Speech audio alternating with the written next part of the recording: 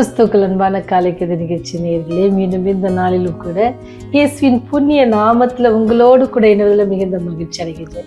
இந்த நாள் உங்களுக்கு இனிய நாளாக இருக்க இயேசுவின் நாமத்துல வாழ்த்தல் கூறுகிறேன். இன்னைக்கு நமக்கு வருகிற வாக்குத்தத்தத்தின் செய்தி வெளிப்படுத்தல் எழுதின சுவிசேஷம் 2ஆம் அதிகாரம் 3வது வசனம். நீ சகித்து கொண்டிருக்கிறதையும் பொறுமையாய் இருக்கிறதையும் அறிந்திருக்கிறேன். நீ சகித்து கொண்டிருக்கிறதையும் பொறுமையா இருக்கிறதையும் அறிந்து கொண்டிருக்கிறேன் அப்படின்னு சொல்லப்படுகிறது. நம்ம வாழ்க்கையில சகிப்புத்தன்மை ரொம்ப மிகவும் முக்கியமானமையாக இருக்கிறது. தாமஸ் விண்ட்பர்க் என்பவர் என்ன செய்யறான்னு சொன்னா, நீடிய பொறுமையை குறித்து இஸ்ரேலில் சொல்லப்பட்ட ஒரு கதையை எழுதியிருக்கிறார். ஒரு நாள் மாலை நேரத்துல என்ன செய்யணும்னு சொன்னா, ஆபிரகாம் தனது கூடாரத்தின் வாசலில் தனியாக அமர்ந்திருந்தாராம். அப்பொழுது வழியாக சுமார் 80 வயது மிக்க ஒருவர் என்ன செய்யறாரு, அந்த பக்கம் போறாங்க. அப்படி போறவங்களை என்ன செஞ்சு சொன்னா, ஆபிரகாம் போய் என்னது வணங்கி அவங்கள மதித்து தன்னுடைய இல்லத்துக்கு அழைத்து அவங்க கூடாரத்திற்கு அழைத்து அவங்களுக்கு தேவையான ஆகாரங்கள் எல்லாம் கொடுத்து அவருடைய கால்களை கழுவி என்ன செய்யறாருன்னு சொன்னா, அவர்களுக்கு என்ன மிக வேகமாக என்ன செய்கிறாங்க, சாப்பாட்டை பரிமாறினாங்க. அந்த மனிதர் மிக வேகமாக சாப்பாட்டை பரிமாறின உடனே அள்ளி சாப்பிடுவோம் ரொம்ப என்ன செஞ்சானா, வேகமாக சாப்பிட ஆரம்பித்தார். அப்போ என்ன ஆபிரகாம் என்ன நினச்சான்னு சொன்னால், கேட்குறாரு, நீங்கள் இந்த சாப்பாட்டுக்கு நன்றி சொல்லாமல் சாப்பிட்றீங்களே, நீங்கள் நன்றி சொல்ல மாட்டீங்களா அப்படின்னு சொல்லி கேட்குறாரு. அப்படி கேட்ட உடனே அவர் சொல்கிறாரு, இல்லை நான் என்ன செய்ய மாட்டேன், சாப்பிட்றதுக்கு முன்பாக நன்றி சொல்லி ஜெபிக்க மாட்டேன். ஏன்னு சொன்னால் நான் நெருப்பி மாத்திரம் வணங்குறவன், அந்த நெருப்பு மட்டும்தான் நான் வணங்குவேன், அதனால நான் என்ன செய்வேன். அப்போ நீங்கள் சாப்பிடணும். அப்போ ஆபிரகாமுக்கு ரொம்ப கோவம் வந்துருச்சான். இதனால அவரை வெளியே அவர் வீட்டை விட்டு என்ன செஞ்சாரா, வெளியே அனுப்பிச்சி விட்டாரா. சரிங்களா. அப்போ அன்று இரவு என்ன செய்யணும்னா, ஆபிரகாமுக்கு தரிசனமாகி நீ ஏன் அந்த மனிதனிடம் கோபப்பட்டா என்று கேட்டாராம். அப்போ ஆபிரகாம் தேவன் என்ன செய்தான், அவர் உங்களை வணங்கல ஆண்டவர், அதனால எனக்கு அவர் மேல என்ன இருந்துச்சு, கோவம் வந்துருச்சு அப்படின்ட்டு சொன்னாராம். அப்போ ஆண்டவர் சொல்றாரு, அவருக்கு எத்தனை வயதாகுது, 80 வயதாகுது. நான் 80 வருஷமா அவர் என்னை வணங்கல, நான் அவருக்காக என்ன இருக்கிறேன், பொறுமையா காத்துட்டு இருக்கிறேன். நீ கொஞ்ச நேரத்துல உனக்கு பொறுமையை இழந்துட்டியே அப்படின்ட்டு சொன்னார். ஆண்டுடைய அன்பை பாருங்களேன், எப்பேற்பட்ட ஒரு அன்புல 80 வருஷம் ஒரு மனிதனை என்ன செய்யறாரு, ஆண்டவர் நேசிக்கிறாரு. நீங்க நினைக்கிற மாதிரி நாங்க கிறிஸ்தவங்க இல்லை அப்படின்னு நினைக்காதீங்க. ஆண்டவர் உங்களையே நேசிக்கிறார்.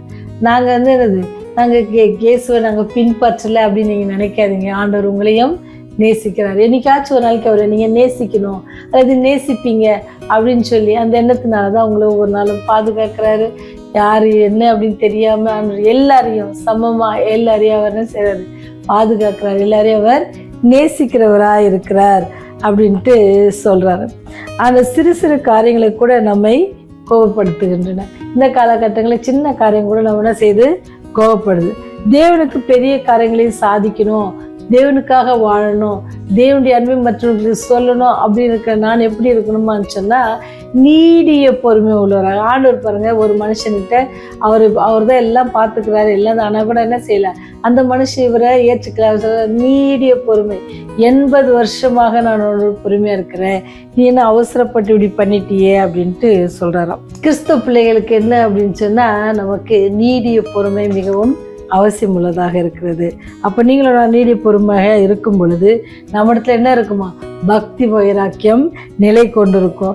அப்படின்னா பக்தி வைராக்கியம் நிலை கொண்டிருக்கும் போது, ஒருவேளை நம்ம சபைக்கு போறவங்களா இருக்கலாம், நம்ம வேலை ஸ்தலங்கள்லாம் இருக்கலாம், நம்முடைய நண்பர்கள் மத்தியில் இருக்கலாம், நம்முடைய உறவினர்கள் மத்தியில் இருக்கலாம், யார் மத்தியில் இருந்தாலும் நம்ம என்ன செய்வோம், விசுவாசத்தோட கோபப்படாதபடிக்கு நம்ம என்ன செய்வோமா, ஆதி அப்போஸ்தலர்களைப் போல எல்லோரிடம் அன்பா இருந்து தேவனுடைய அன்பை என்ன செய்வோம், பொறுமையோடு இருப்பதே தேவனுடைய குணத்தை வெளிப்படுத்துகிற காரியம் நினைச்சு நீடிய பொறுமையோடு இருந்து நமக்கு ஏற்படுற எல்லா சூழ்நிலையில் மத்தியிலும் பொறுமையை காக்கிறவர்களாக கீழ்ப்படியவர்களாக இருக்க தேவன் உங்களை என்னையும் ஆசிக்கிறார். கோபத்தை அடக்க எங்களுடைய நினைவுகளை என்ன செய்யுங்க, சுத்தப்படுத்தும் அப்படின்னு சொல்லி நீங்களும் நனைஞ்சோம். என்னுடைய கோபத்தை அடக்கணும் ஆண்டவரே, எங்களை என்ன செய்யுங்க, சுத்தப்படுத்துங்க, எங்களுடைய நினைவுகளை சுத்தப்படுத்துங்க அப்படின்னு சொல்லி நம்ம ஜெபம் செய்யணும். அப்படி நீங்களும் நானும் ஜெபம் செய்வோம் அப்படின்னு சொன்னா, தேவன் நம்மோடு கூட இருந்து நம்ம என்ன செய்வாரா, இரவு பகலும் போஷித்து பாதுகாத்து நம்மை வழி நடத்தி நம்மளை என்ன செய்வார், இன்னொரு நாளையும் அவர் காண செய்வார். ஒவ்வொரு நாளும் படுகிற பிரயாசத்துல அவர் நம்மோடு கூட இருந்து நம்மை வழிநடத்தார்.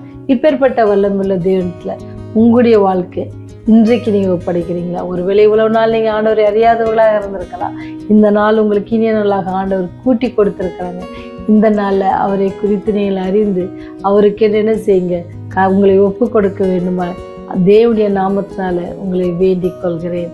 அது உங்களுடைய சொந்த விருப்பத்தின்படி தேவ ஆவியானவர் உங்களோடு கூட இடைப்படும் பொழுது இந்த செய்தியை கேட்கிறவர்கள், இந்த செய்தியை ஃபார்வர்ட் பண்ற பிள்ளைகள் ஒவ்வொருவரும் தேவன் ஆசீர்வதிக்க போறார். அவருக்காக சிறு முயற்சிகளை நீங்க எடுப்பீங்கன்னு சொன்னா உங்க பெயருக்கு வருகிற செய்திகள் அது மாத்திரம். ஒருவேளை உங்க பெயருக்கு வரலைன்னா கூட யூடியூப்ல நீங்க போட்டீங்க அப்படின்னு சொன்னா, காலை கதிர் அப்படி போட்டீங்கன்னு சொன்னா ஆட்டோமேட்டிக்கா எல்லா நாளுடைய மெசேஜ் வரும்.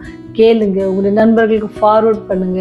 நம்முடைய அவிக்கிற வாழ்க்கையில நம்ம என்ன செய்வோம், இன்னும் பலப்படுவோம், முன்னேறுவோம். அப்படி நீங்களும் நானும் முன்னேறுவோம் அப்படின்னு சொன்னா ஆண்டுடைய வருகையின் பொழுது அவர் நம்மை நான் பார்த்து அழைப்பார்.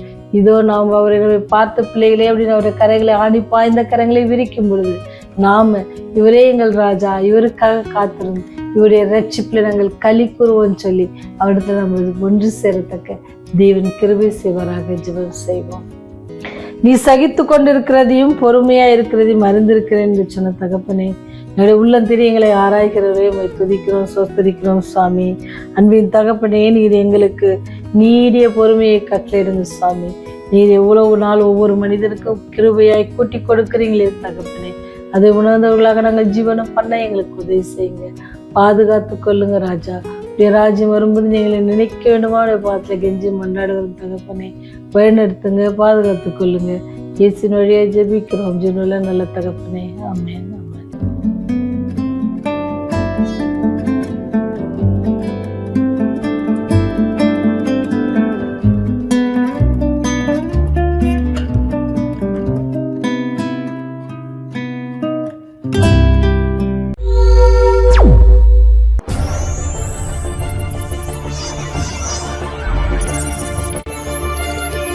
நீங்கள் பார்த்துக் கொண்டிருப்பது உங்கள் ரிவைவல் டிவி.